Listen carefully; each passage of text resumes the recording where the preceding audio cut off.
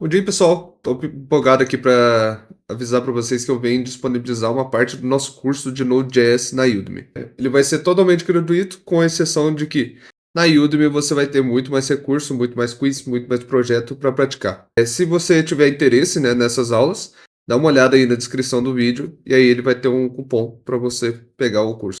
Se o curso ainda não tiver lançado, se inscreva e ativa o sininho, que aí quando a gente lançar o curso, a gente vai avisar na plataforma.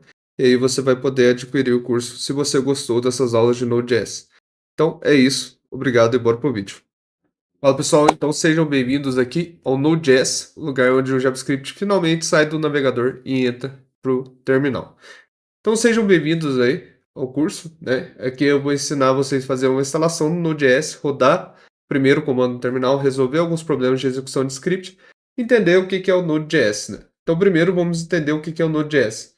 Ele é um ambiente de execução JavaScript. Por que ele é um ambiente de execução JavaScript? Porque o JavaScript ele foi feito para web. Então, só você lembrar disso.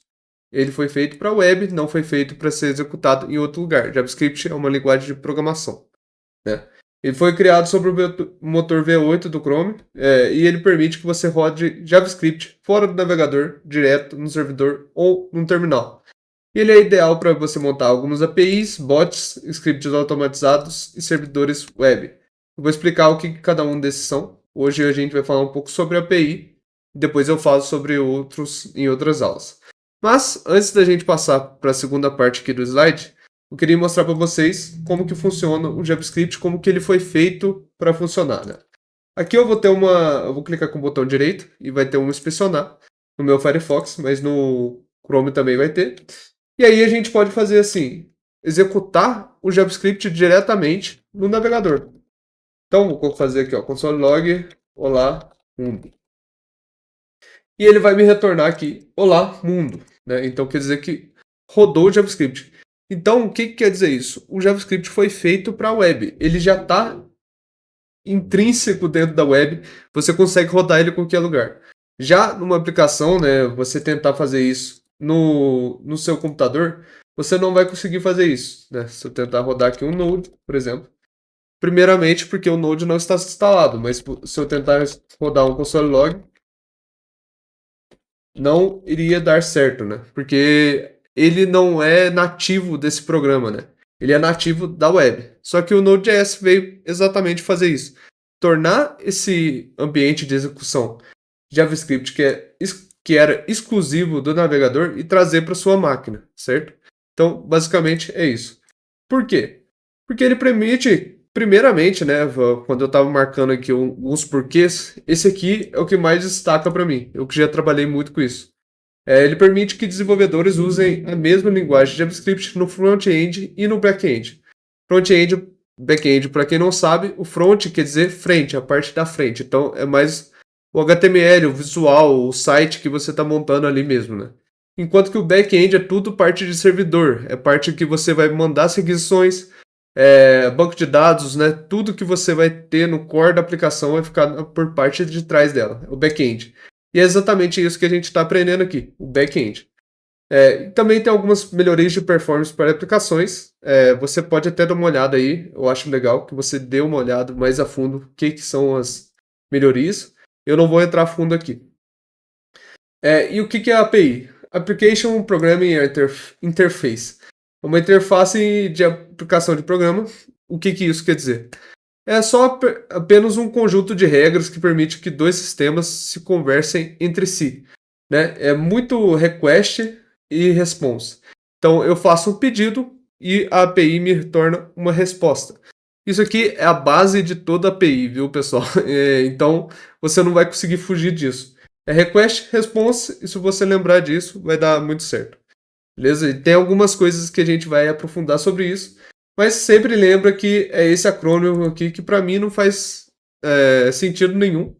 Eu sempre lembro como alguma coisa que eu faço um pedido e ele me dá uma resposta, certo? Então é isso, uma API. Aí eu trouxe uma imagem aqui para exemplificar isso aqui, que é simplesmente o Greg e o Chris. Request, response. O request envia para a API e o response retorna. Então é um tratado entre os dois aqui, né? Vamos pensar assim, como um sistema, uma aplicação precisa de informações. Ela manda um pedido para a API e a API responde com os dados que ele pediu. É isso, né? Você pode ter aí diversas aplicações, por exemplo, um login. Você manda sua senha e seu e-mail e a aplicação, a API, vai responder se o seu e-mail está correto ou não. Isso aí é uma request response bem simples. Então, é isso que a gente vai aprender a montar, né? As APIs são o core do nosso curso. Então, bora lá. E para isso, a gente precisa do Node, correto? Então, vamos lá, sem mais delongas, instalar esse Node. Baixei aqui, vou abrir. E o LTS, pessoal, é importante que é a última versão estável do Node.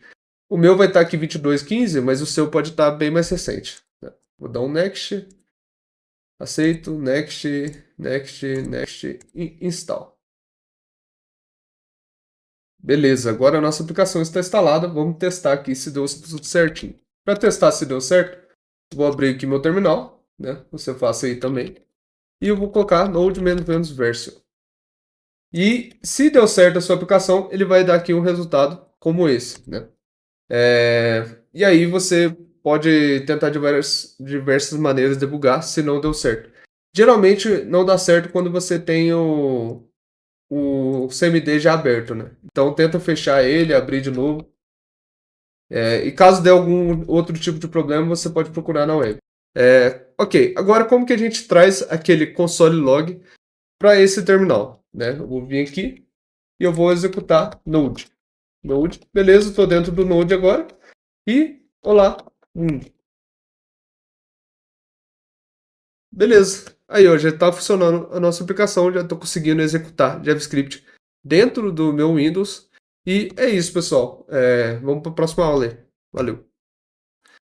Bora, pessoal, instalar o VS Code, então, que é uma ideia, um editor de código criado pela Microsoft. Ele é gratuito, leve, rápido, extensível, né? Compatível com várias linguagens e bom para desenvolver Node.js. Então, só para dar uma luz aqui do que por que a gente vai usar o VS Code. Se você quiser usar outro ambiente aí de desenvolvimento, não tem nenhum problema. Eu só uso o VS Code porque eu acho fácil e tem algumas extensões bem legais. Então, sem mais delongas, bora lá. Então, vou vir aqui no Google, VS Code, aqui você pode procurar por VS Code que você vai achar. Esse aqui é o Code Visual Studio. E vamos baixar ele. Esperar um pouco. Eu aceito. Vou mandar ele instalar aqui. Next, next. Aqui tem algumas opções que eu acho bem legal, né? Tem esse Add Open with Code e Add Open with Code para alguns outros contextos. Eu acho bem legal isso aqui porque a gente pode ir direto na pasta, apertar com o botão direito e executar isso aqui. Então eu gosto dessas duas opções. Pode criar um desktop também. E bora instalar. Beleza, agora eu vou rodar o nosso VS Code. Vamos ver se está tudo funcionando normal. Beleza. Tem algumas coisas aqui que você pode configurar mais. Eu já quero ir direto abrir uma pasta aqui. Vou colocar no meu PC, C2 pontos. Criar aqui, ó. Roads. Vou abrir essa pasta. E a gente vai criar um arquivo aqui só para testar se está tudo certo. Vou criar aqui um index.js. Beleza? E agora eu vou criar aqui um teste. Dar um console log, como a gente fez aí também nos outros casos. Como que eu faço para executar esse JavaScript? Como a gente já tem instalado o Node agora, eu vou abrir o terminal aqui. Terminal. E a gente pode usar o próprio VS Code para fazer essa execução de script, né? Então eu vou vir aqui node index.js. Ele já está na minha pasta. Vou fechar ele e vou tentar abrir de novo. Beleza, agora ele executou aqui. Às vezes ele tem um probleminha mesmo no VS Code de cache, né? Alguma coisa aí sobre o terminal. Então você tem que fazer esse procedimento de fechar ele várias vezes, abrir alguns outros terminais. Mas é só nessa primeira execução, beleza? Então já temos aqui o nosso VS Code instalado e para a próxima aula a gente vai aprender um pouco mais sobre as extensões, beleza? Então é isso, valeu pessoal. Então pessoal, mostrar algumas extensões aqui do VS Code que eu acho que são imprescindíveis para esse curso, que eu utilizo muito e elas são muito boas para gente desenvolver. Primeira coisa, eu vou tentar fazer alguns erros de sintaxe aqui no JS, e aí vocês vão ver que vai dar alguns tipos de erro, né? Então, tentar aqui inicializar só essa const. E olha que o meu próprio VS Code, ele já me dá o problema. Mas se eu quiser ver mesmo o problema, eu tenho que passar o mouse sobre ele e ler o que está escrito, né? Ele está falando que não pode ser vazio a declaração de variável. Eu já sabia disso, mas para olhar esse tipo de erro, eu tenho que entrar nele, né? Passar o mouse, esperar ele aparecer aqui. Então isso aqui para uma aplicação às vezes fica ruim da gente ver. Por isso que eu uso uma aplicação que chama Error Lens. E basicamente essa aplicação vai mostrar diretamente na tela ali o que está acontecendo para mim, né? Então vou voltar aqui. E olha, em vez de a gente passar o mouse, agora ele já dá direto na linha aqui, já mostra para mim, variable declaration list cannot be empty. Então essa é uma das que eu acho bem legal de se ter. A segunda extensão, slint. Esse S-Lint é imprescindível, viu, pessoal? Vocês realmente precisam disso aqui. Não tem como. Ele vai executar alguns tipos de validação no seu código. Então é muito bom a gente utilizar isso aqui. Todas as empresas que eu já trabalhei mexiam com S-Lint. Eu já configurei muito isso aqui para muita empresa também, que já estava com isso aqui muito errado. Então essa extensão ele vai integrar o S-Lint e vai executar, vai forçar com que o seu código fique num padrão adequado. Então, o S-Lint é muito legal também de se ter. Uma outra extensão que a gente gosta aqui também é o Preacher. Eu gosto muito dessa extensão, que é formatação de código, né? Então, eu vou explicar aqui para vocês. Geralmente, quando a gente tem um código, né, você pode ter por exemplo, um if, que seria uma condição. Então, vamos supor que a gente vai ter uma idade, 10. E aí a gente teria uma validação. Se a idade for maior do que 18, o solid.log, você é maior de idade. Deixa assim, desse jeito mesmo. Deixa eu ajustar aqui. Beleza. Temos aqui essa validação, mas às vezes o nosso código fica formatado dessa maneira assim, ó. E tem muito código que eu já vi na internet que não tem esse padrão de estilo. Então, isso aqui é feio pra gente ler. E ele não é padronizado. Então, o Preacher vai exatamente fazer isso, formatar o seu código. Ele vai deixar tudo formatadinho e pronto para qualquer desenvolvedor olhar e ter o mesmo padrão, né? Então, por exemplo, agora se eu salvar, não vai mudar nada. Mas se eu selecionar aqui o código inteiro e eu falar assim, ó, format document with Preacher, ele já vai formatar aqui para mim, ó, tá vendo? Legal. Agora se eu salvar, não vai adiantar nada. Mas eu posso vir aqui em preferências, settings, colocar aqui Preacher, format, na verdade. Eu vou colocar aqui, ó, default formatter e eu vou usar o Preacher. E aí eu vou colocar aqui também format on save. É o jeito que eu gosto, viu, pessoal? Se você não gostar de formatar no save, você pode remover essa opção.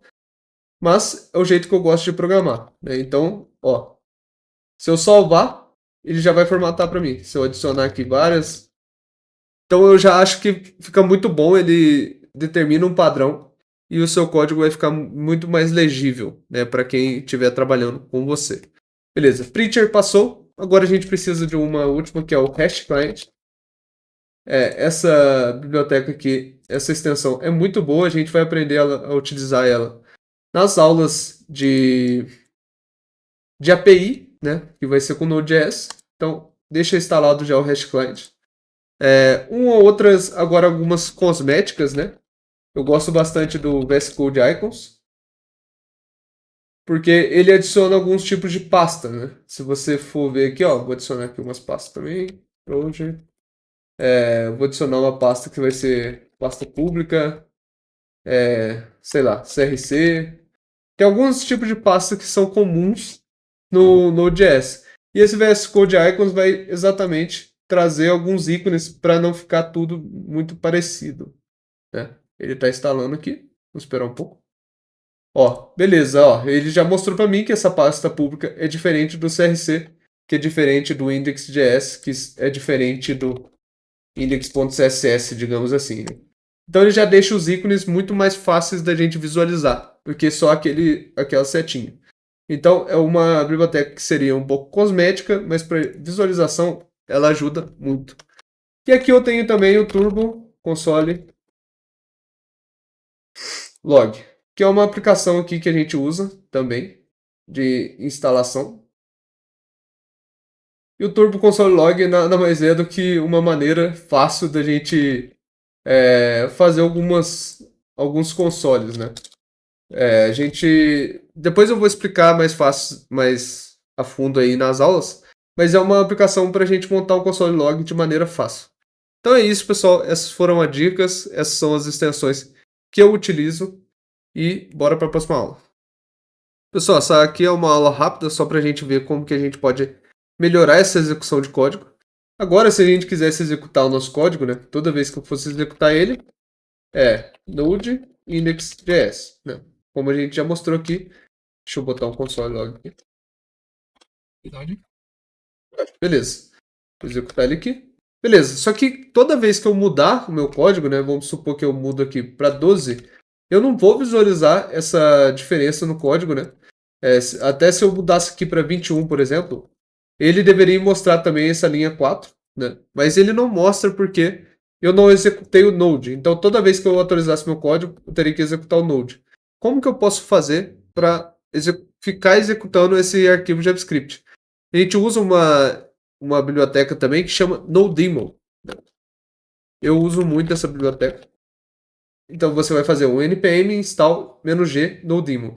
Isso aqui é a instalação de biblioteca. O npm, como eu já expliquei na primeira aula, ele é um instalador de pacotes do Node. Então você vai instalar esse NoDemo. Então ele me deu um problema de execução de scripts que é muito comum no Windows, que é essa segurança que eles têm para execução de script. Então vamos abrir aqui o PowerShell, vou mandar rodar como administrador, né? Você habilita aí. E agora o que a gente vai ter que fazer? Vou ter que mudar a minha execution list, né? Vou ter que fazer aqui um set execution policy, certo? E a gente vai mudar isso aqui para remote signed, certo? Então eu vou apertar aqui A. E se não der certo essa execução para você, você pode fazer isso aqui pelo escopo, né? Então, se ele der algum tipo de problema, eu tive esse problema aqui quando estava testando, você pode colocar como scope, e aí você consegue colocar corrente user, por exemplo, e -force. Como é que eu sei quais são os escopos? Eu posso colocar get execution policy -list. Eu sei que isso aqui sai um pouco do escopo da nossa aula, mas é só para a gente ter certeza que você vai conseguir executar esses scripts de maneira fácil, né? E aí você pode forçar também para colocar local machine. Se você quiser dar uma estudada aí na internet, eu indico também. Mas é algo bem simples, a gente torna isso aqui remote signed só para conseguir executar esse script. E agora eu vou tentar instalar o NoDemon de novo. Beleza, deu certo. E agora o NoDemon basicamente vai ficar executando o nosso código toda vez que a gente faz uma alteração. Então, NoDemon index.js. Ó, beleza, esse aqui é o código atual da gente. Mas se eu trocar aqui para um menor de idade, ele não pode mostrar esse console log. E a idade vai mudar.